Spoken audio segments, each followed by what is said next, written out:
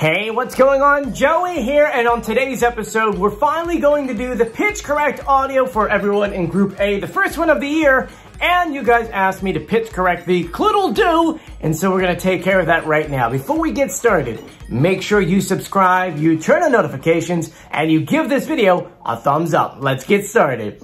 So if you're new to the YouTube page, hi, how are you? My name is Joey Contino. I'm an executive audio producer in New York City, where it's my job to go ahead and provide audio for my clients. When that audio sounds bad, it's my job to make it sound good. Sometimes that's just raising the volume, maybe taking out a low frequency, high frequency.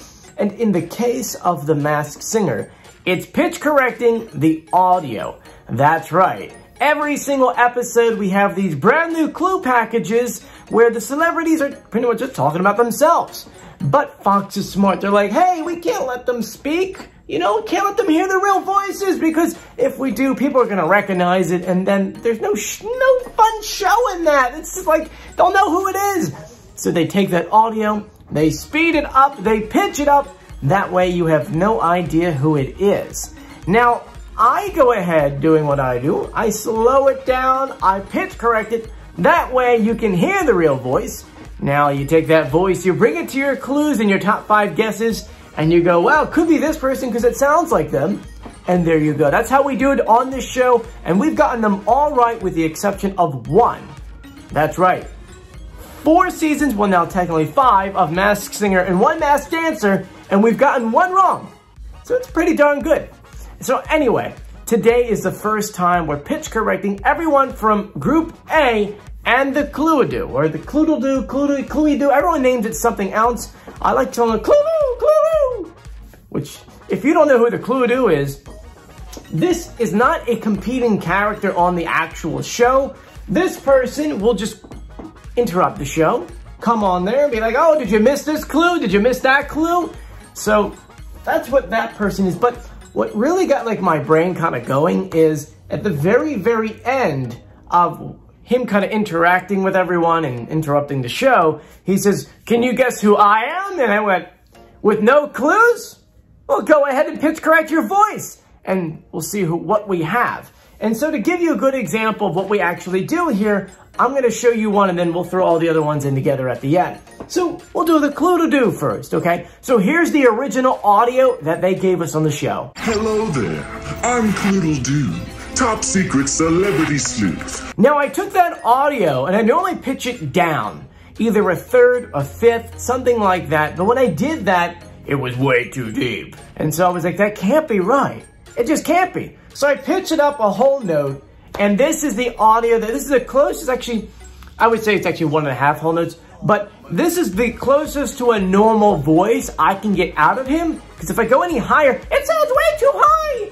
And I know a lot of you guys are guessing Nick, and it doesn't sound like Nick to me, but he does have a higher voice, but this is the audio we wind up having. Hello there, I'm Cluedle Doo, top secret celebrity sleuth. I've hacked into the show, and I'm here to change the game. So yeah, that is the Cluedle Doo's real voice. It sounds like a gentleman named Billy, if you know who I'm talking about, Billy on the street. And let me just play a little clip of Billy just so you can kind of hear it. Here you go. Hey guys, it's Billy. You know, here at Billy on the street. So I'm only guessing him just based on that audio. I'm really not a fan of that pitch correct audio. I don't feel like it's right. But based off of the process that we normally do, that's what I have. Now, it's really hard just to kind of guess just people off the spot. Like, hey, this is their voice. Guess what it is. But for some contestants we're going to go through in Group A, you're going to be like, oh my gosh, that's totally, blank. Now, I'm not going to reveal anyone in this video, though if you watch some of my live streams, we go through all of the guesses, and so far we've actually got 3 of these already guessed. Yeah, I know. It's only one episode in. I normally do reveal videos about after we get the 2nd episode of every single person. That way we've got 2 weeks of clues to limit it down. But some of them, like the Raccoon, when you listen to the pitch correct audio, you're going to be like, oh, come on. That's totally them. And so I'm going to go ahead and play all the audio for you back to back. So starting off with, we'll go with, well, it doesn't matter. We're just going to be back to back. So here you go. Starting off with Robopine. Here you go. Well, my kids and my grandkids told me I was supposed to hang it up a long time ago. Well, my kids and my grandkids told me I was supposed to hang it up a long time ago.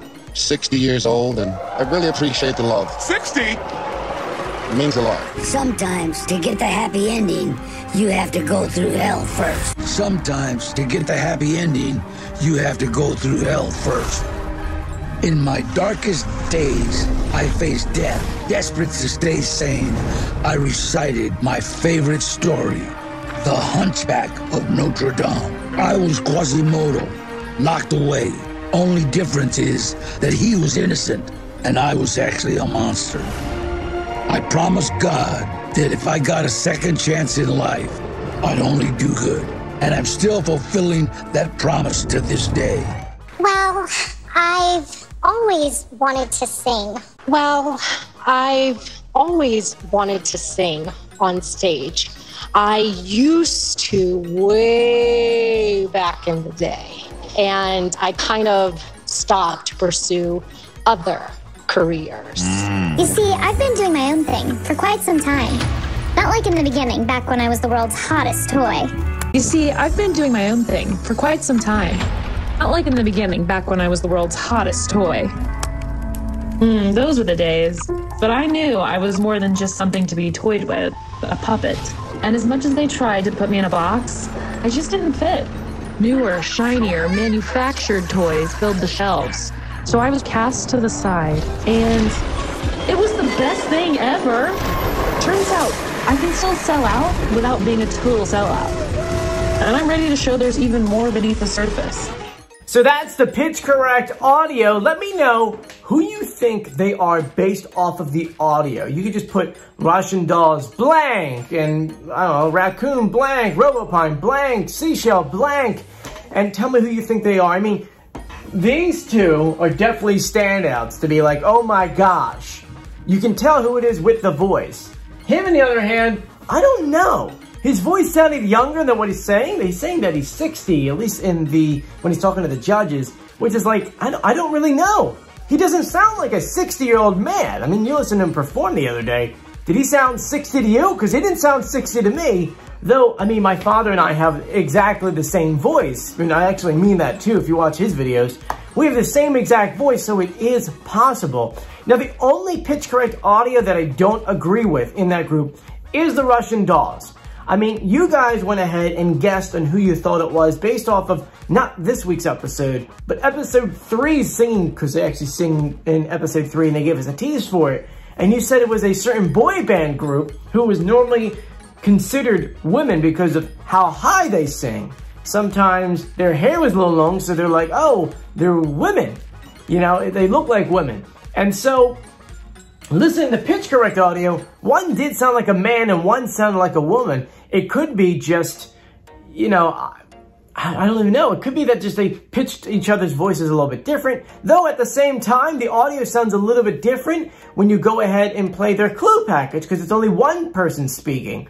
So yeah, it's kind of hard to kind of choose which one to go through, which one not to go through. And if you listen to our pitch correct audio, some of them was the clue packages and some of them was them talking to the judges just because depending on which way the audio sounds, it sounds better one way or the other. And so I do prefer them when they're talking to the judges instead. It's easier to go ahead and pitch correct. But anyway, in the comment section, let me know who you think it is. Anyway, I'm Joey. If you haven't done so yet, please subscribe, turn on notifications, and give this video a thumbs up. I'm Joey. See you later. Bye.